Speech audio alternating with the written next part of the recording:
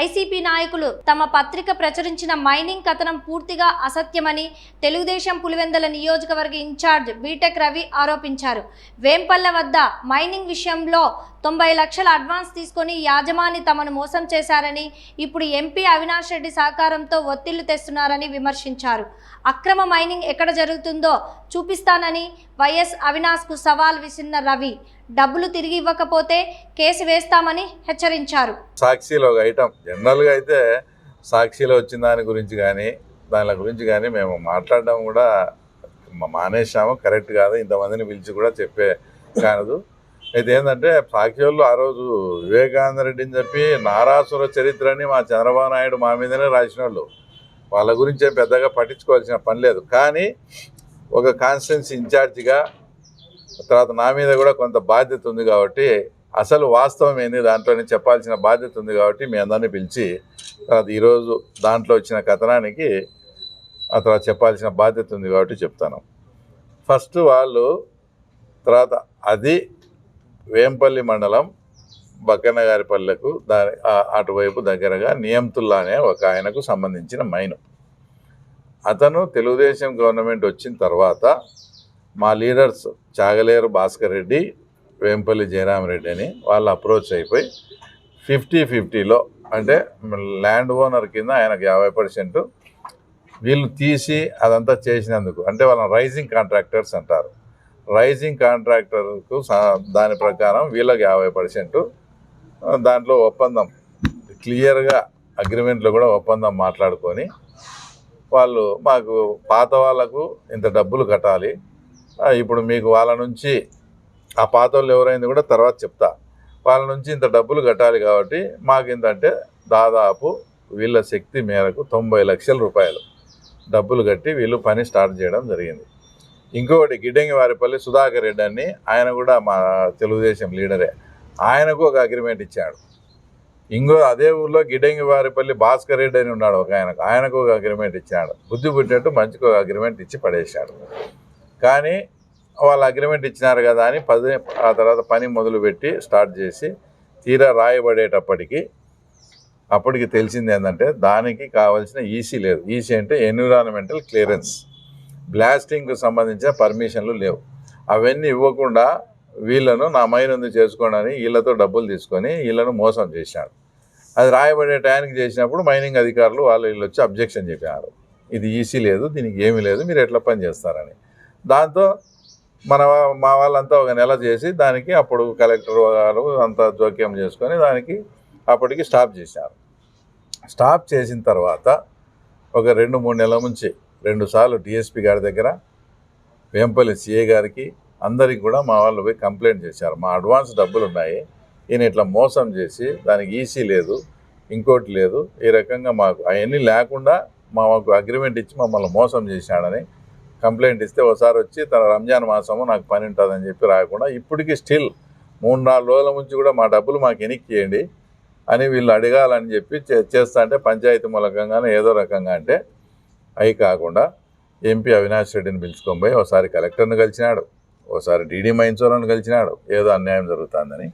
నిన్న కూడా నాకు తెలిసి మైనింగ్ వాళ్ళు కూడా పోయి అక్కడ చూసి ఏం లేదని కూడా రిపోర్ట్ ఇచ్చారు, మైన్స్ జరగలేదు ఏం లేదు అనేదంతా. తర్వాత ఈ రకంగా మొత్తం అగ్రిమెంట్ ఇచ్చి చేయాలి. ఇది తర్వాత వాస్తవంగా జరిగింది ఏంటంటే గత గవర్నమెంట్లో వాళ్ళకి 60 లక్షల డబ్బులు ఎవరికి కట్టినారనేది కూడా చెప్తాను. గత గవర్నమెంట్లో వేల్పుల రాము నాకు తెలిసి ఆయనకు ఒక అగ్రిమెంట్ ఉండింది వాళ్ళతో.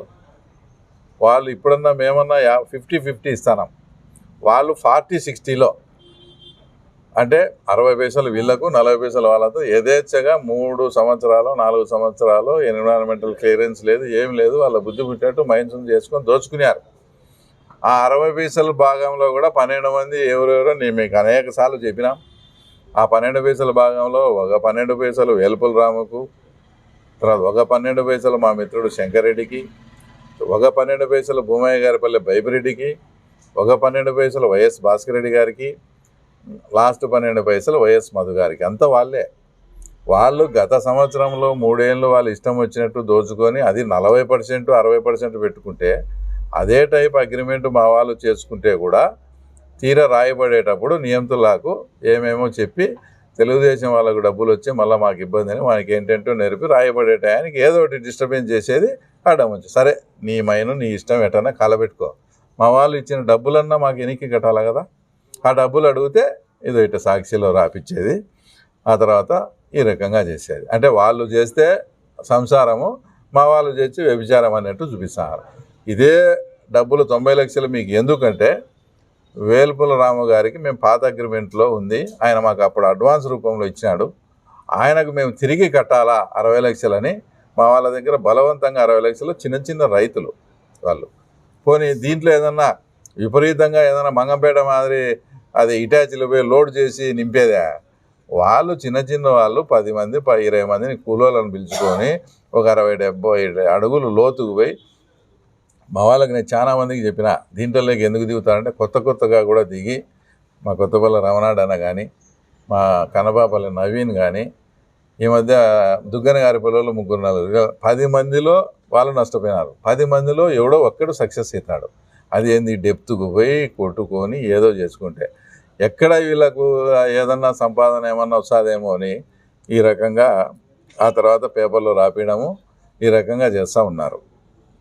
తర్వాత ఇంకోటి రాస్తే అక్రమంగా తరలించినారు మైనది ఇదని, దాని మీద కూడా ఇన్వెస్టిగేషన్ స్టార్ట్ చేసి ఇప్పుడంతా ఎంక్వైరీ జరుగుతుంది. మా వాళ్ళు ఏదో అతను మిగిల్చిన అడుగో బడుగో ఏదో తోలినారో అది కూడా ఏదో దానికి కూడా ఉంది. అసలు విషయం ఏంటంటే 5,000 టన్నులని వాళ్ళు చెప్పేవాళ్ళు, దాని పక్కనే వేలుపుల రాము అనే ఆయనే పక్కన మైన్ చేస్తూ ఉన్నాడు. అప్పుడింత వాళ్ళే తోలినట్టు కూడా తేలుతాను, దాని మీద కూడా సపరేట్ అదంతా నిర్ధారణ అయినప్పుడు అది ఎవరు చేసినారు ఏమనేది కూడా లాస్ట్కి ఏం తేలుతుంది, వాళ్ళే తోలుకొని గత 3 ఏళ్ళ నుంచి ఇప్పుడు 5,000 టన్నులు వాళ్ళ ప్రభుత్వం అధికారంలో ఉండి వాళ్ళు విచ్చలవిడిగా మైన్ చేస్తా అంటే ఎదురుగా పైనుండి 5,000 టన్నులు చుచ్చా కోరుకునే టైప్ ఆయిల్ ఆటోమేటిక్గా వాళ్ళంతా తోలి ఏదైనా అడుగు ఏదైనా మా వాళ్ళు ఏదైనా ఉంటే దాని మీద అక్రమంగా తోలినారని వాళ్ళు ఎంత తీసుకుపోయింది, ఎంత థెఫ్ట్ జరిగింది, వాళ్ళ దాంట్లో ఎంత థెఫ్ట్ జరిగింది, తర్వాత అంతా కూడా డీటెయిల్గా ఇన్వెస్టిగేషన్ జరుగుతుంది. దానికి కారణమైన వాళ్ళను వచ్చేసి తప్పకుండా ఇడిచిపెట్టే సమస్య లేదు. దాంట్లో ఏం రాసినారు, మా ఎమ్మెల్సీ కంప్లైంట్ ఇచ్చినా పట్టించుకోలేదని. ఈ కంప్లైంట్ను పక్కన పెడదాము, మా ఎమ్మెల్సీ గారు అదే ఎన్నిసార్లు పాడాలో అవినీతి జరిగింది అని విజిలెన్స్ వేయాలని ఎన్నో కంప్లైంట్ ఇచ్చారు, మళ్ళీ అవన్నీ రాయలేదే, అవన్నీ కూడా రాయాలి కదా మీరు. నిజంగా ఆయన ఈరోజు ఏందో ఒక కంప్లైంట్ ఇచ్చేది రాసినారే, మరి ఆయన పాడా మీద విజిలెన్స్ పెట్టాలి, అనేకమైన అక్రమ వర్కులు చేసినారని ఇంకా చాలా పిటిషన్లన్నీ పెట్టాడు. మరి మీకు నిజంగా అంత పర్ఫెక్ట్ ఆయన కరెక్ట్ అయినప్పుడు అవి కూడా అన్నీ రాయాలి కదా మరి. తర్వాత అవన్నీ దాచిపెట్టుకున్నారే. తర్వాత ఇంకోటి నేను అనేక సార్లు చెప్పిన పబ్లిక్గా, దేవిరెడ్డి శంకరెడ్డి వాళ్ళ కుటుంబంలో ప్రతి ఒక్కరికి 5-5 ఎకరాలు చొప్పున 6 మంది ఒకటే కుటుంబంలో ప్రభుత్వ భూమిని డీకేడ్ చేయించుకొని అన్యాక్రాంతం చేసినారే అని దాని మీద అనేక సార్లు చెప్పినా, కాదని ఎవడన్నా చెప్పమని కూడా చెప్పినాం. ఇదే వైఎస్ కుటుంబీకుల్లో ఒకడైన వైఎస్ మధు గారు తొండూరు మండలంలో దాదాపు 150 నుంచి 200 ఎకరాలు ఆక్రమించి దానికి పైప్ లైన్ కూడా మల్యాల చెరువులోంచి పైప్ లైన్ కూడా వేసి ఇవన్నీ చేస్తున్నారు. తర్వాత ఇవన్నీ మీరు రాయాలి కదా. అంటే మీకు సంబంధించినవి ఏం రాయరు, ఏ రేటు అయితే ఏమన్నా రాస్తారా. ఇప్పుడు అవినాష్ రెడ్డి గారిని కూడా అడుగుతున్నారా, దొన్లాకు పోదాం, ఆక్రమించింది చూపిస్తా, తొండూరు మండలంలోకి రా, మీ అన్న ఆక్రమించింది చూపిస్తా. మళ్ళీ ఇదే కలెక్టర్ దగ్గరికి వాళ్ళని పిలిచిపోయి ఇది మనకు చెడ్డ పేరు వస్తుంది శంకరన్న, ఇది తప్పు, మదన్న ఇది మనకు తప్పు, చెడ్డ పేరు వస్తుందని పోయి పిలుచుకుపోయి కలెక్టర్ దగ్గర అయినా చెప్పి ఒక నియమితుల్లానే పిలుచుకొని పోతారే.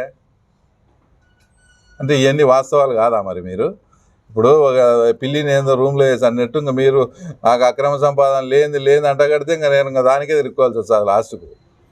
మాకు దేవుడు బుద్ధి తెలివితేటలు ఇచ్చినాడు, ఆ తెలివితేటలతో వచ్చిన సొమ్ముతోనే రాజకీయం చేస్తా ఈ స్టేజ్కి వచ్చిన. ఇట్లా అక్రమ సంపాదన ఇంకోటి ఏదైనా నాకు వచ్చి ఆ రాజకీయం చూడాలంటే చూడండి, మీరు తట్టుకుంటారా? నా దగ్గర డబ్బులు ఉండి రాజకీయం చేస్తే మాకు అది అవసరం లేదు. ఇంతవరకు కూడా ఆడ మైనింగ్ జరగలేదు, మా డబ్బులు మాకు వెనక్కి ఇప్పియాలని అడుగుతాను. మీరు ఇంకా ఇట్లా పేపర్లో రాసి మా వాళ్ళతో పని కూడా మొదలు పెట్టిస్తామే.